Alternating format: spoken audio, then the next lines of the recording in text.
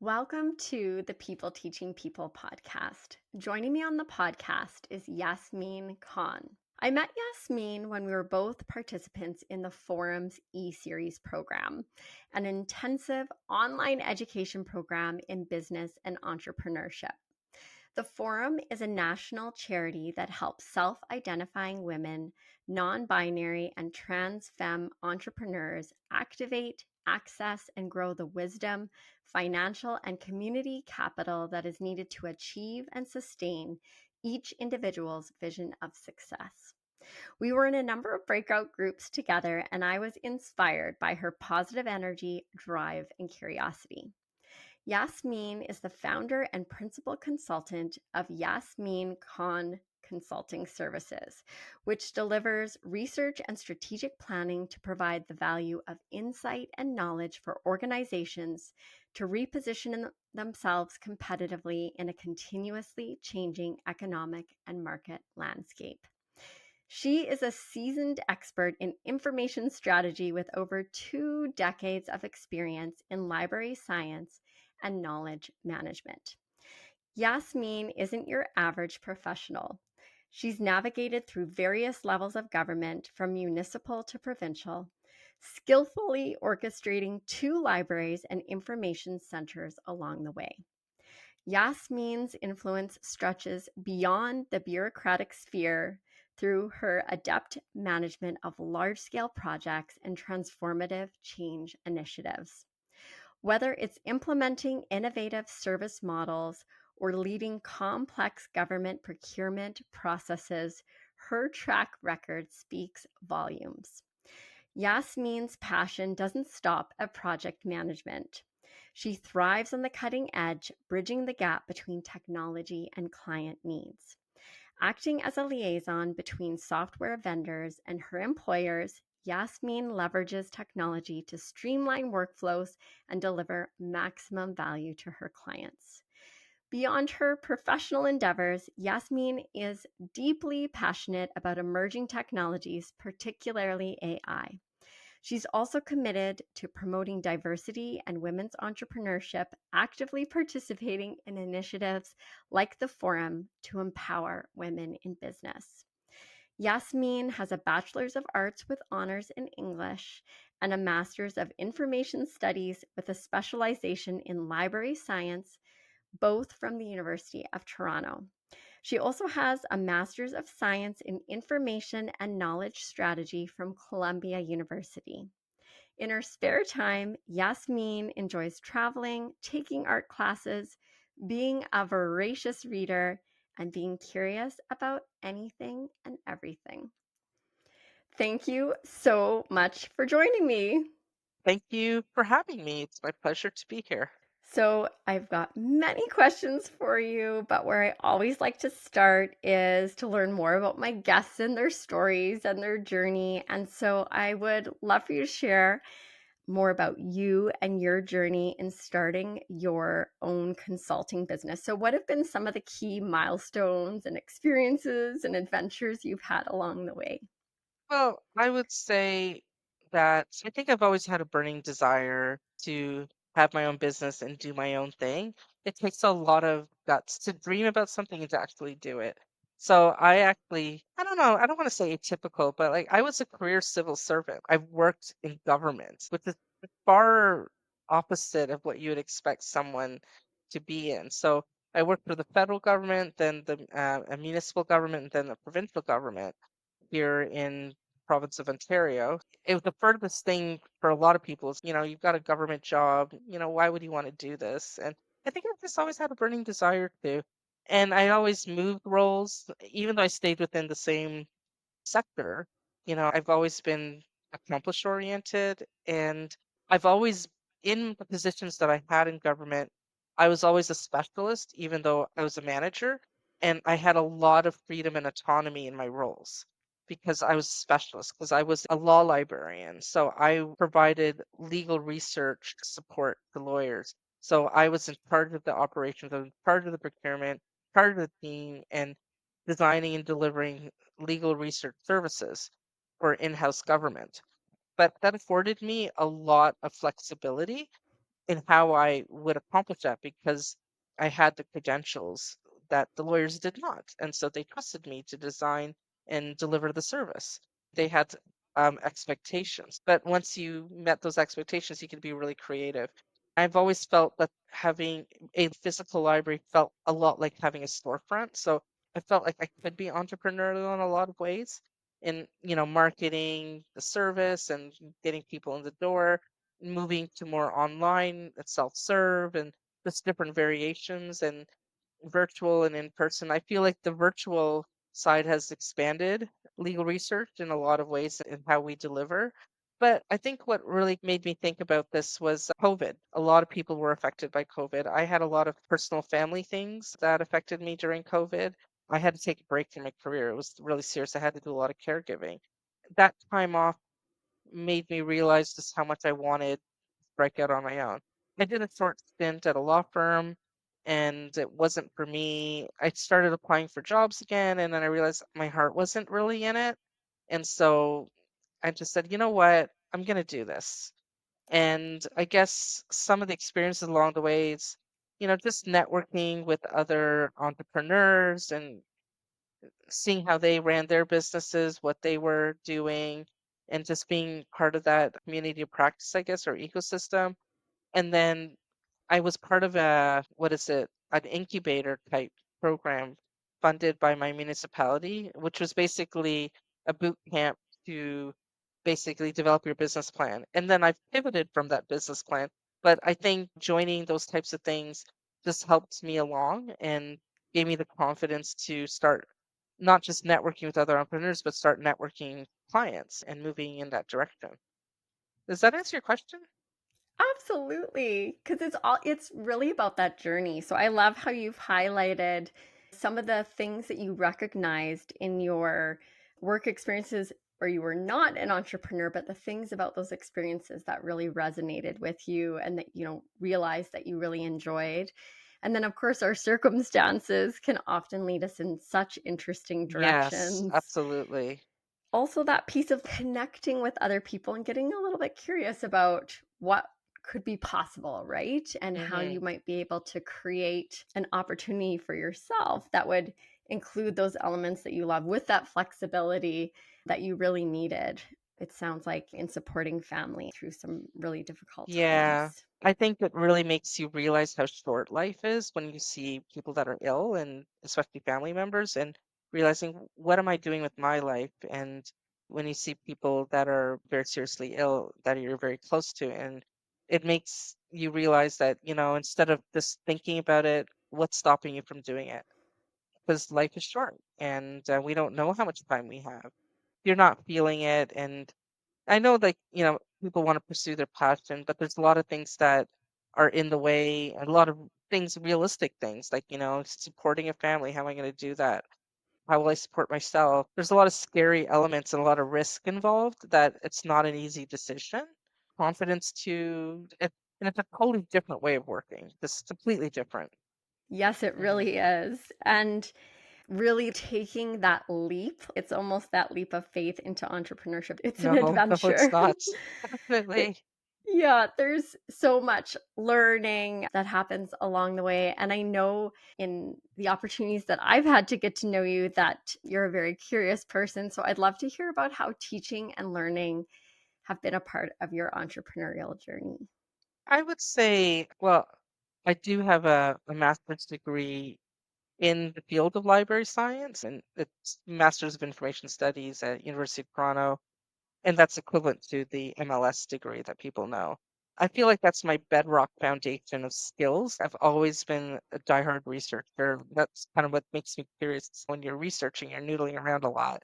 And then I decided to go back to school and take a degree in information and knowledge strategy at Columbia University in the US. There wasn't a lot of that type of learning in Canada at the time. It was around 2014, 2015.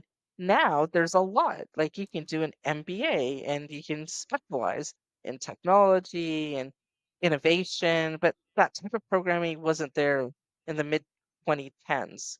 This was also a time where it was hybrid learning. Like I was working full time I was traveling to New York. I was taking advantage of online learning as well as physical learning. It was so a lot of people weren't really doing a lot of that, and now it's ubiquitous. Oh yeah, I can do this online. It was sort of like there but not there, if you can remember that time period before the pandemic.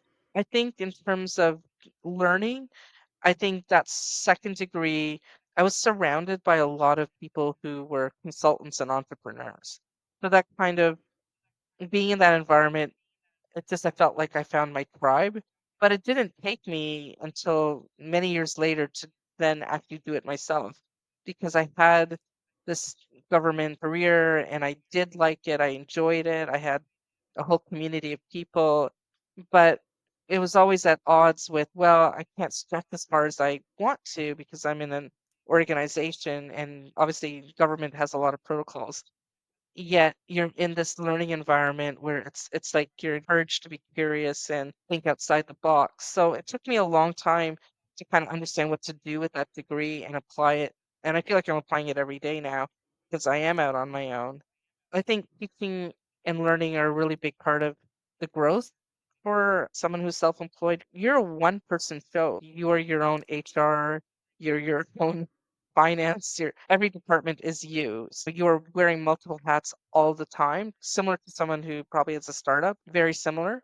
I think for me, what I've learned along the way is I don't want to be an island of one. I seek a lot of collaboration and partnerships, even as an independent consultant. I find that work has been very rewarding and just learning a different way. And that's how I've been feeling. And even you decide how you want to work.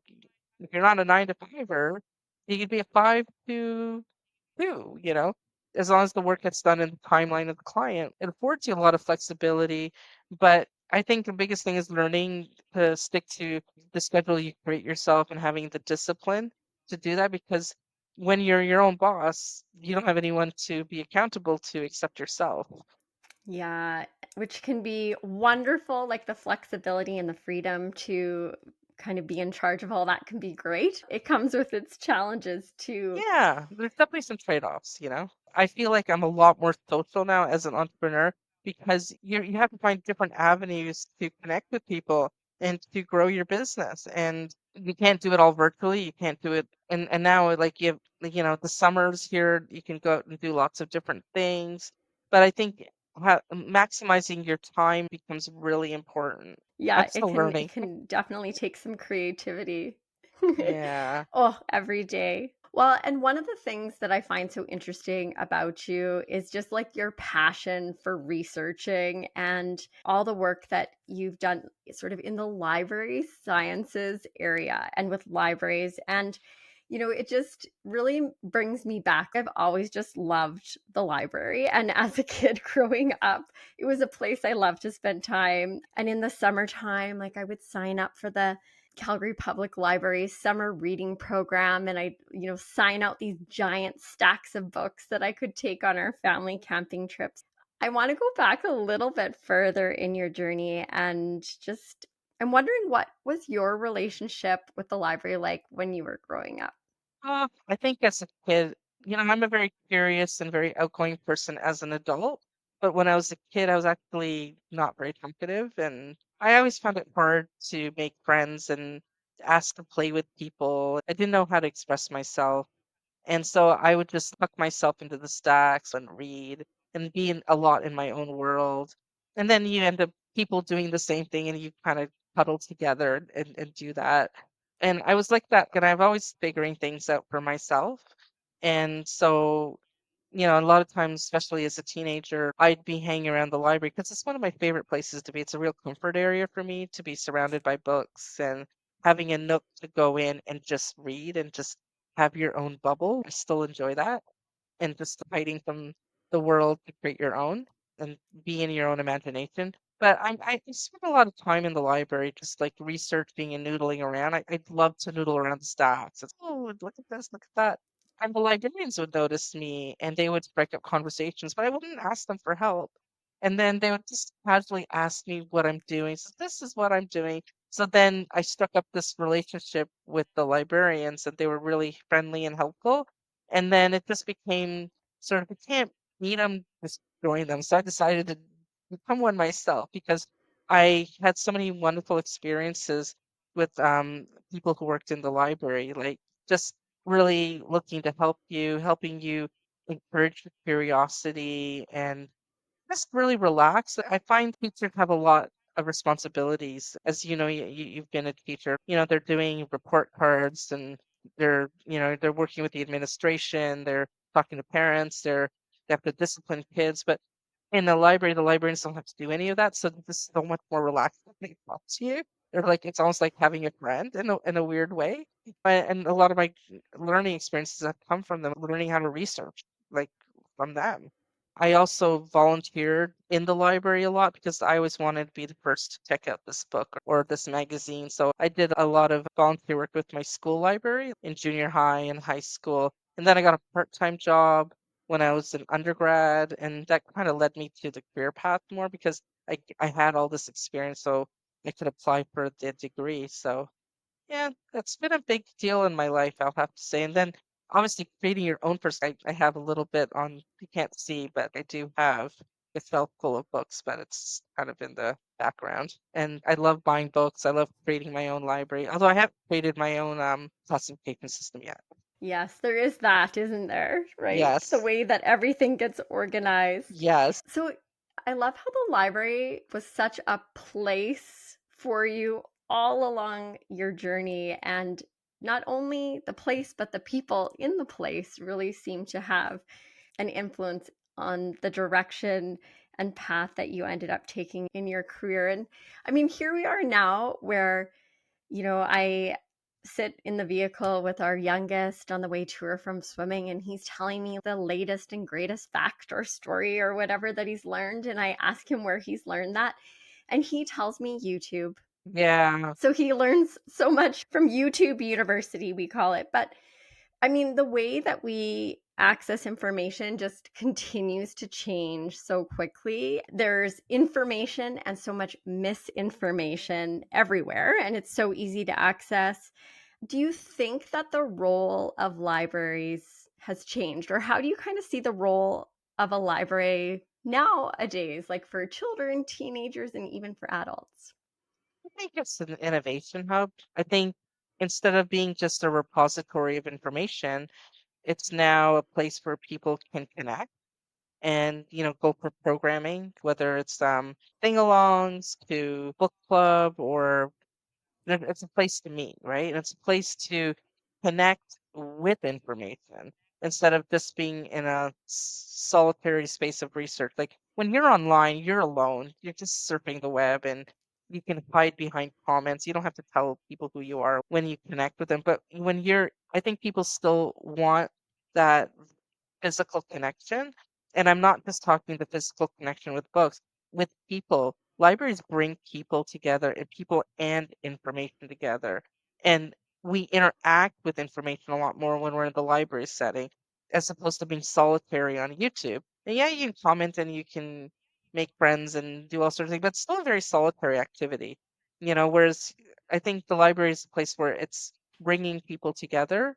I think it's a place where innovation happens. The amount of maker spaces, like where people can create, like, and like terminals where people can use the internet and they don't have good internet. I think it's also bridges the digital divide. There's still a segment of the population that can't afford regular internet, or, it's very expensive to buy all these books, and it just levels the playing field. And now we're doing it from a technological standpoint.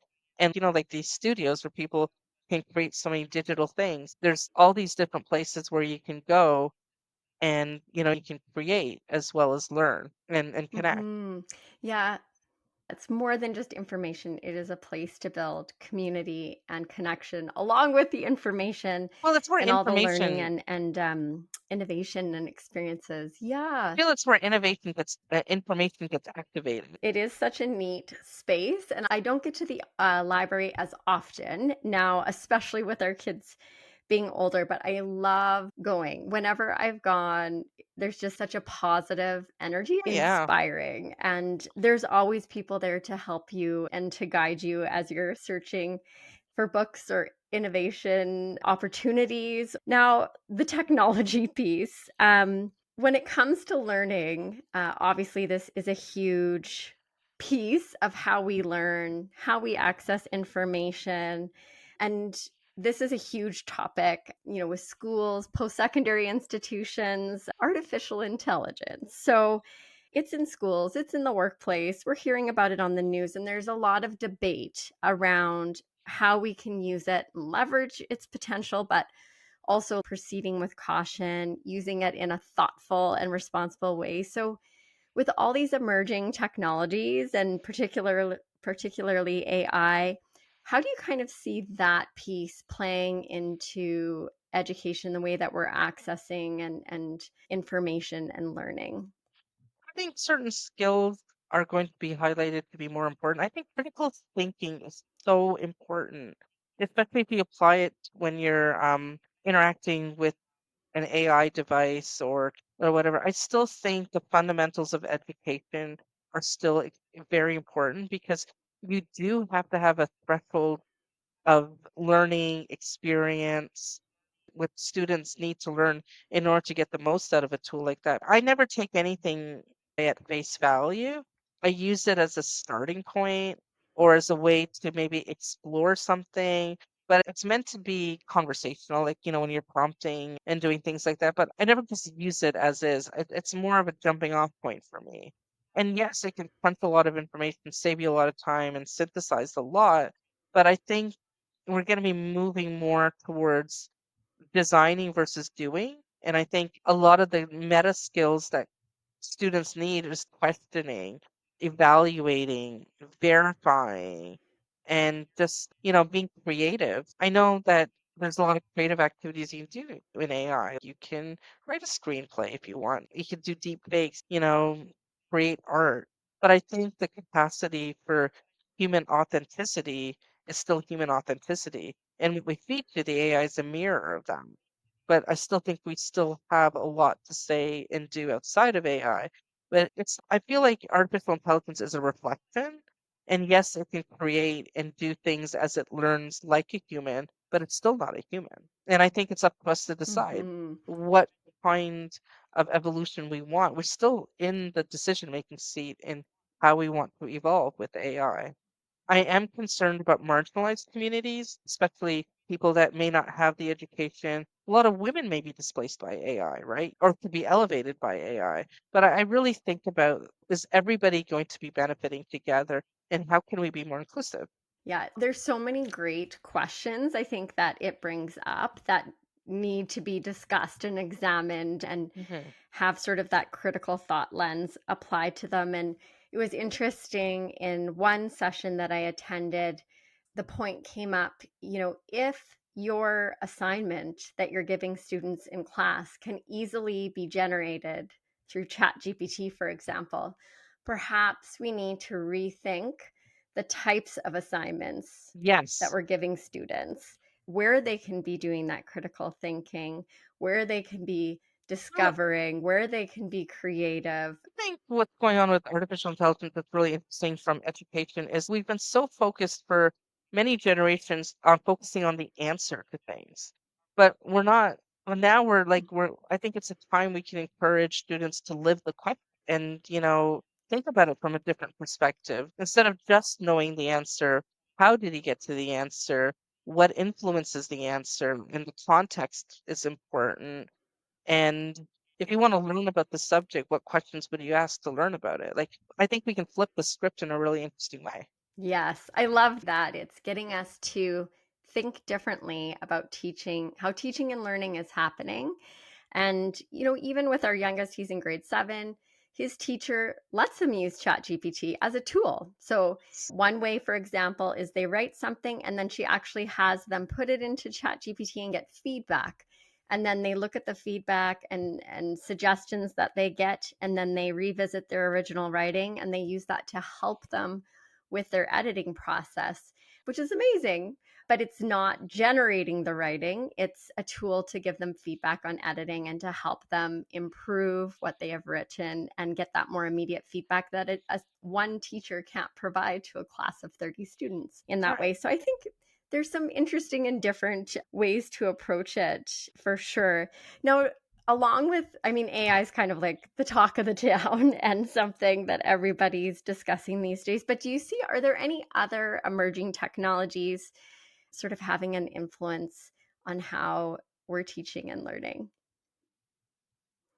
I think it's all the AI applications that kind of get spawned.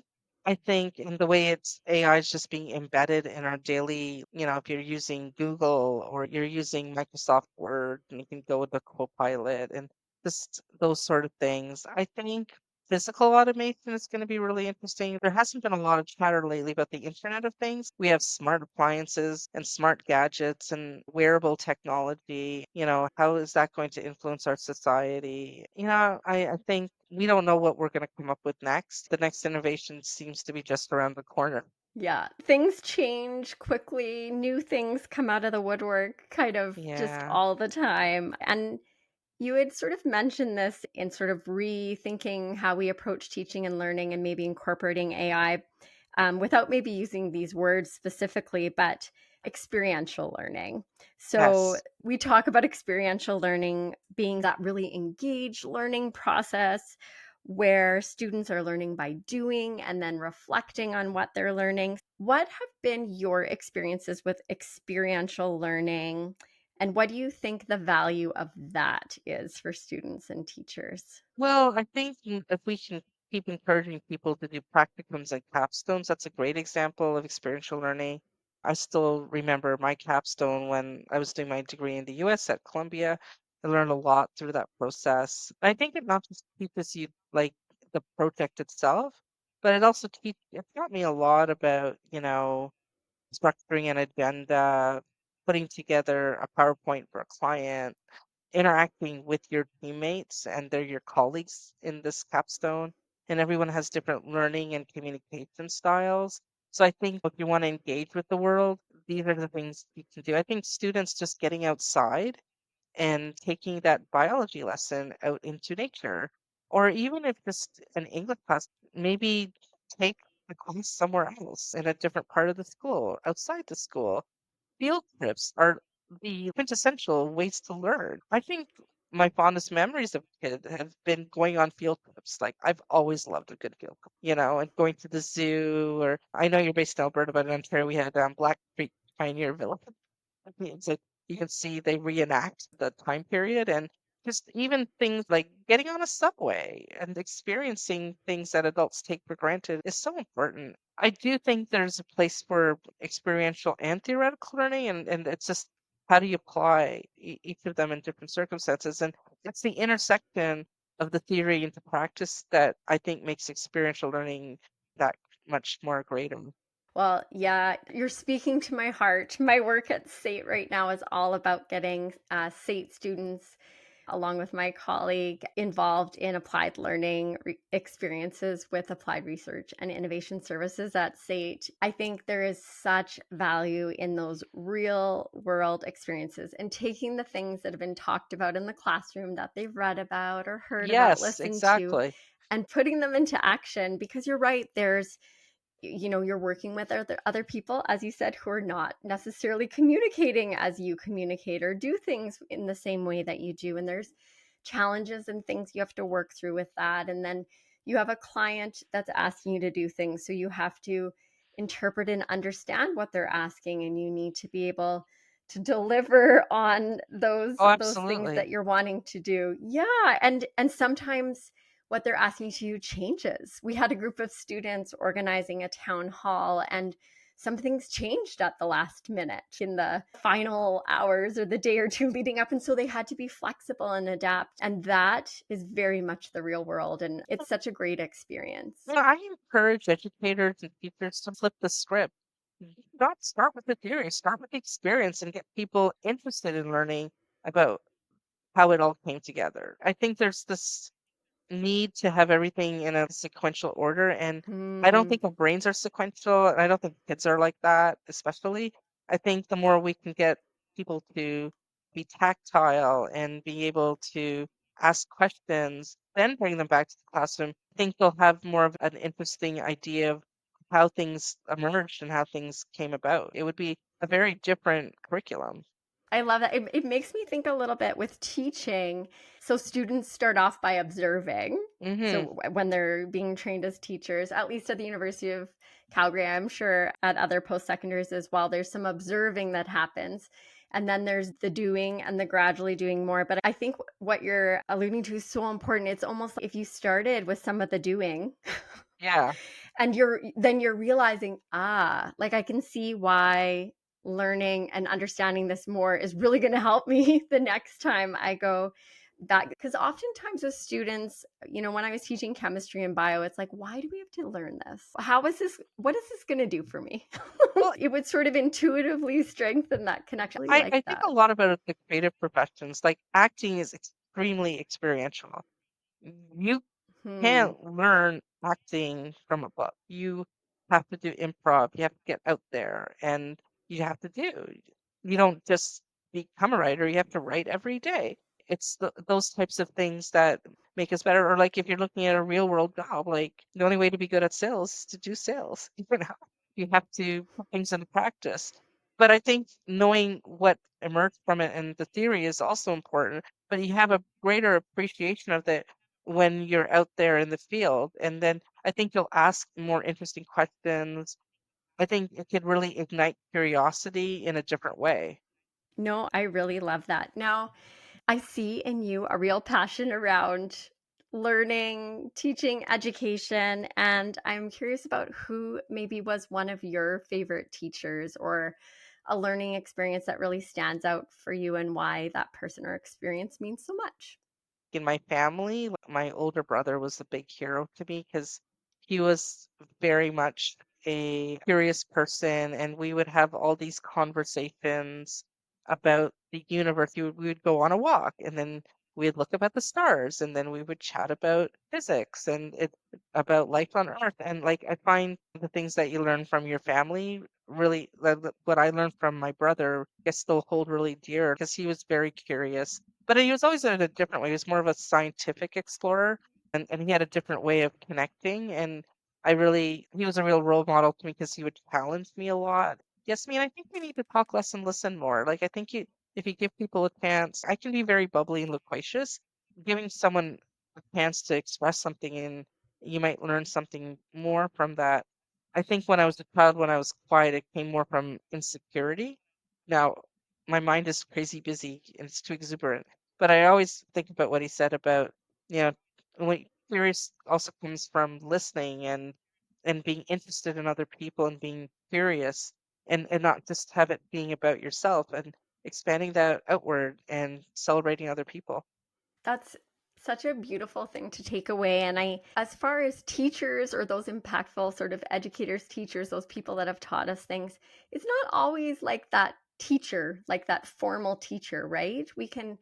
Our greatest teachers can be our family. It can be people from other pieces and parts of our life. It could be somebody we've worked with. So I think it's so interesting that for you, that a really special person is your brother and that message that he shared with you and how that's really stuck with you. I think when I think about my formal education, all my teachers have kind of merged together one blog. It's hard to separate, but I think teachers in my grade school and beyond, they've all been really impactful in terms of. I just remember, okay, like my grade 10 English teacher, we had to learn the song "The Werewolf in London." We learned the lyrics, and it's just these kind of like random things keep sticking in my head. Or, I was not doing well in chemistry, and my chemistry teacher was really nice to me, and then my math teacher in particular was really, really cool because she always gave me extra time with her to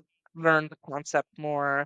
She encouraged me to get take advantage of some peer tutoring, and I felt like that kind of experience with her, it made me more confident when I was working through a math problem because numbers are not my forte, but I don't think I would have continued on with math if she wasn't around. So, I think teachers can be real sparks of encouragement. And when they try to demystify something with you and they try to humanize something for you or be a sympathetic person, since sometimes, close the textbook for a minute and just relate to each other and then open the textbook. Sometimes it's just the way, you're relating. I think it's really important. Taking that time to connect and, like, see their students for who they are Have and, uh, empathy. Empathy and is really, help them yeah. when those t and have empathy. That's Yeah. a great word. That yes. Is there something when you look back at your journey so far that you are the most proud of? I don't know. I mean, I think I'm just most proud of just making it through and surviving and graduating. That's such a journey, there's such highs and lows when you're a student. Writing that essay, taking that exam, the things that really resonate to me is just the people and connection that I have with, I'm still in touch with a lot of former classmates and some of my professors, and I really appreciate that. But I think what I'm really most proud of is just making it through, surviving and graduating. It's a journey. Yeah. Yeah.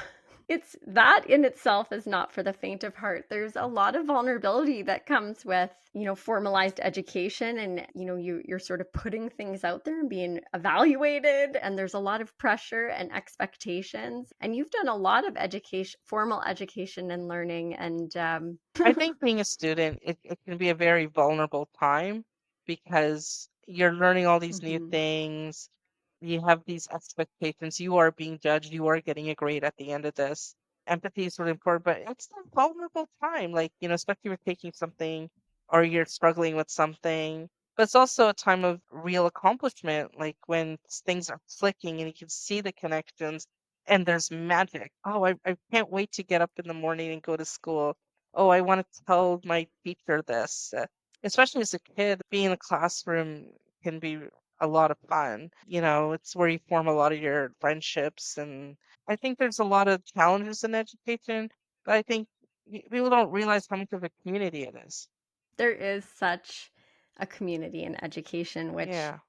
the community relationship part is my favorite part. Yes. Me I too. will say it never was the report cards. The report No, cards, no, not so not much so much. as a student or as a teacher. So I'm curious if there's something that you would say you would really love to learn about. Oh, I would love to learn how to be a better artist. I like adult coloring. I do urban sketching. Like I do field trips with people. I'm not good with perspective. I'm probably really good at drawing stick figures, but I try. And I would just love to be able to paint a portrait. And I'm not a good representational painter. Like I'm not, I don't have that skill that people have an eye for like drawing people's likeness or drawing a building and it looking like it on the page. I'm much more like, painting blobs and stuff like that. But I would love to like, I think I would love to learn how to like draw properly. Is there a book, podcast, movie, or TV show that you've learned something from recently? I watched this documentary called A 100 Foot Wave, and it has 2 seasons. So it's a documentary series of big post surfing. And there's this place in Portugal called Nazaré where they go and congregate. When someone is doing an extreme sport like that, how much risk it takes and how it's a different mentality of living and living in the moment, taking the risk, perfecting your craft. And this is all things I feel really resonate with me as I'm going on my entrepreneurship journey. It gives me confidence. And I just really enjoyed that documentary. And I think there will be a season 3 coming out and profiles the different surfers and their voices coming alive about the waves and then the wipeouts and how where failure is huge because it literally can take them out. Rehabilitation and many months before they can get back to what they're doing. I mean, they're also risking their lives. And, in our daily lives, that, we're self-employed, we're not risking our lives, or we're not in a business where we are necessarily. But I think a lot of those struggles and experiences really resonate with me. So, sometimes when I feel like I'm feeling particularly low as an entrepreneur, I like to watch one of these types of documentaries about someone's going skydiving. Give some good perspective. Yeah, Yes. exactly. Now, if you could sit down and have a conversation with someone that you would love to learn from, who would that be and why? There's so many really interesting people. This is like someone from history. I've always really been interested in Eleanor Roosevelt for some reason because I feel like, she had a much more dynamic career than her husband because she wrote his speeches. She helped put together the Universal Declaration of Rights, and she's really involved in the UN. Her saying, there's nothing to, it's always attributed to FDR, but it's like there's nothing to fear but fear itself. And I just feel like she's had a really different, more complexity in her career as she supported other people and then she emerged as a leader herself. So I find her to be quite interesting. I mean, she's someone in the past, but if it was somebody living, I guess, I don't know. I think I'm still looking for that person, maybe. Well, and there's so many people out there, So many people. right? I think real people are actually even more Yeah. interesting, because everybody has a story to tell and what they're doing. Yes, I would so agree. Everybody has a story to tell. You never quite know who you might meet and Hmm. what their story is. I'm always so fascinated in having the opportunity to connect with people and ask them lots of questions and learn more about them and their Yeah, stories. Now, obviously, we've been sort of infusing the topic of education through our conversation, and it's such a big part of everything that we do in our lives. And I'm wondering if you have any final thoughts or words of wisdom to share with people to empower and support them on their own teaching and learning journeys. I think just to never give up and believe in yourself. I think that's so important that people have faith in their abilities and they get a chance to have that nurtured, because I think so much of information and learning is also psychological because people give up easily. And I think in a world of technology, we're so used to instant gratification. Like we can find the answer through AI. We can just go and Google something and go to YouTube. Like to really stick with something and really learn something deep and broadly takes time and effort. And so don't give up and believe in yourself. I love that. Thank you. So, if our listeners want to find out more about you and all the things that you are up to, where are the best places to find you? I think LinkedIn is a really good way to find me. I Yeah. will absolutely share a link to your LinkedIn in the show notes. And I want to thank you so very much for joining me. It was wonderful to connect with you and to learn from you. Oh, it was so wonderful for you to have me. I really enjoyed this conversation, so thank you for having me. You are most welcome.